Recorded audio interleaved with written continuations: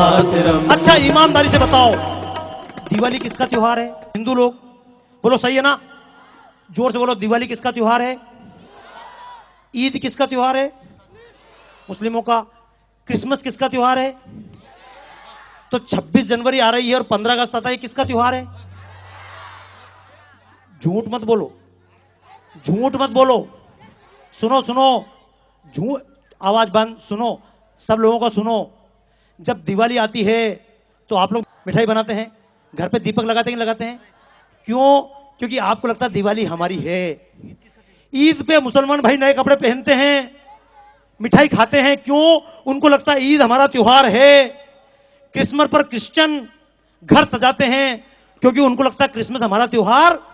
पर ईमानदारी से बताओ, ये 26 जनवरी आती है, 15 अगस्त आता है, हम में से कितनी माताएं बहनें अपना घर लीपती हैं? हम में से कितने लोग पटाखे फोड़ते हैं? हम में से कितने लोग मिठाई बांटते हैं? नहीं, इसको हम अपना त्योहार नहीं मानते।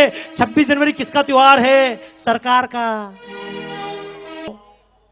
ये भगत सिंह ने प्राण दिए, सुभाष चंद्र बोस प्राण दिए, सरकार के लिए दिए क्या?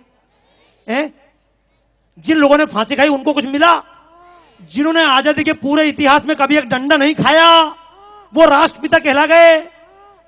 जिन जवाहरलाल नेहरू चाचा ने कभी पूरे जीवन में एक डंडा नहीं, कभी लगा डंडा? कभी सुना जवाहरलाल नेहरू को एक डंडा मारा अंग्रेजों ने?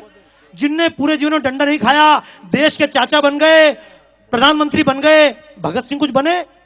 ये सुभाष चंद्र बोस जिसने दुनिया में जाकर आजाद हिंद फौज बनाई, उसको हमने कुछ कहा? उसको हमने कहीं नहीं माना। बोल दिया सुभाष चंद्र बोस मर गए, 3 बार आयोग बैठे हैं, आज तक पता नहीं लगा सुभाष चंद्र बोस मरे या जिंदा है। सरकार कहती है ताइवान की हवाई जहाज दुर्घटना में मर गए, और ताइवान गवर्नमेंट कहती है कि जिस साल बताते दुर्घटना हुई उस साल कोई दुर्घटना हुई ही।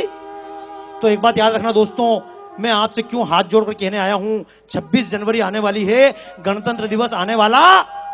मैं आप सबसे एक बात पूछना चाहता हूं भाइयों बहनों, ये हमारे नौजवान भाई 26 जनवरी को अपना क्यों नहीं मानते? ये जितने नौजवान भाई फैशन के चक्कर में हैं, नेशन के चक्कर में, ये जितनी मेरी बहनें हैं लक्ष्मीबाई नहीं जलेबी बाई बनना चाहती हैं, क्यों? तो उसका एकमात्र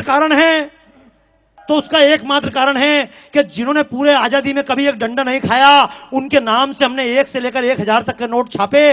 लेकिन जिस भगत सिंह ने देश के लिए फांसी खाई, उसके नाम से हमने 500 का नोट नहीं चलाया। हमने देश के लिए गोली खाने वाले चंद्रशेखर आजाद के नाम से 10 का नोट नहीं चलाया। जिस अशफाक उल्ला खां, एक हुआ था अशफाक उल्ला खां राम प्रसाद बिस्मिल के साथ, जब राम प्रसाद बिस्मिल के साथ, भजन आए पर कम लेवल, जब राम प्रसाद बिस्मिल के साथ घूमते थे तो लोगों ने कहा, मुल्लाओं ने कहा, अरे अशफाक क्यों इस काफिर के साथ घूमते हो, तुम राम का नाम लेते हो? तो अशफाक उल्ला खां ने कहा था, कुछ आरजू नहीं है, बस आरजू यही है, रख दे कोई जरा सी खाके वतन कफन में। ये क्रांतिकारी हमारी तरह लड़ते नहीं थे। ये राम प्रसाद बिस्मिल, अशफाक उल्ला खां से मजाक करते थे लोग। राम प्रसाद बिस्मिल ठाकुर रोशन सिंह बोलते थे, अशफाक हम तो मरेंगे फिर से जन्म लेंगे, फिर भारत में पैदा हो जाएंगे, पर मुसलमान में पुनर्जन्म होता ही। तो बोले तू तो मर जाएगा, कब्र में कयामत तक पड़ा रहेगा, तू क्या करेगा? तो अशफाक उल्ला खां ने कहा था, जब मैं मरकर ऊपर जाऊंगा और अल्लाह मुझे कहेगा जन्नत ले ले, स्वर्ग ले ले, तो अल्लाह से कहूंगा मुझे जन्नत नहीं चाहिए, फिर से भारत की धरती पर भेज दो, मैं फिर से भारत के लिए प्राण त्यागना चाहता हूं। लेकिन देश के लिए मरने वाले अशफाक उल्ला खां के नाम से हमने 50 रुपए के नोट पर चित्र, अमेरिका का डॉलर उठाकर देख लेना, मैं अमेरिका जाता हूं, 1 के डॉलर पर अलग चित्र है, 2 के डॉलर पर अलग चित्र है, 5 के डॉलर पर अलग चित्र है, किसी पर अब्राहम लिंकन का चित्र है, किसी पे हैमिल्टन का चित्र है, किसी पर जॉर्ज वाशिंगटन का चित्र है। लेकिन भारत में 1 से लेकर 1000 तक, और तो कोई देश में दूसरे ने किया ही नहीं। इसलिए देश का नौजवान सोचता है कि जब करने पे कुछ मिल ही नहीं रहा है तो फालतू काहे को मरो।